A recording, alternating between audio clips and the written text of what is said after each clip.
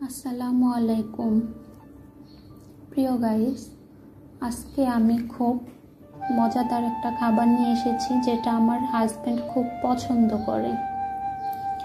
মিষ্টি কুমড়ো দিয়ে চিংড়ি মাছের ঝোল, আবার ভুনাও বলতে পারো তোমরা, সামান্য ঝোল রেখে রান্না করব।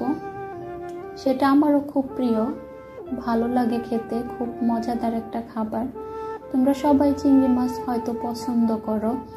চিংড়ি মাছ দিয়ে মিষ্টি কুমড়া রান্না করলে সবাই পছন্দ করবে, কারণ খাবারটা খুব সুস্বাদু হয়। চিংড়ি মাছ তো গ্যারান জাতীয় মাছ, সেটা সবাই পছন্দ করো তোমরা।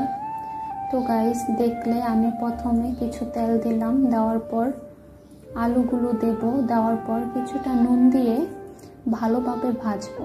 ভাজার পরে মিষ্টি কুমড়াগুলো দিয়ে দেব। মিষ্টি কুমড়া দেওয়ার পরে কিছুটা ভেজে চিংড়ি মাছগুলো দেব। চিংড়ি মাছগুলো দেওয়ার পরে আমি কিছুক্ষণ ভাজবো। ভাজার পরে মশলা দেব। কিন্তু তোমরা জানো চিংড়ি মাছ ভাজলে খুব খেতে সুস্বাদু একটা ঘ্রাণ বের হয়। তো ভাজলাম আমি। ভাজার পর কিছু কাঁচামরিচ, পেঁয়াজ কুচি দিয়ে দেব। দেওয়ার পরে পেঁয়াজটা একটু উনা পর্যন্ত আমি নাড়াচাড়া করব। করার পর 2 চামচ আদা বাটা রসুন দিয়ে দেব। তোমরা অনেকে আদা রসুন বাটা আলাদা করো, আমি একসাথেই করি, এজন্য একসাথে আমি 2 চামচ আদা রসুন বাটা দিয়ে দেব। তারপর হলুদ গুঁড়ো দেব 1 চামচ, 1 চামচ দেব মরিচ ফাঁকি।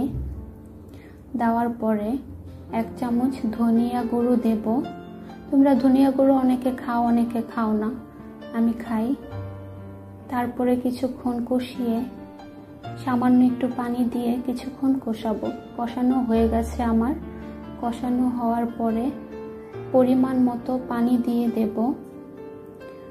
পানি দেওয়ার পরে খুব ভালোভাবে রান্না করব, যাতে মিষ্টি কুমড়াটা, আলুটা আগে তো আমি ভেজে নিয়েছি, তারপরও আরেকটু যাতে আঠালো হয়, একটু ভালো মতো সিদ্ধ করে রান্না করে নেব।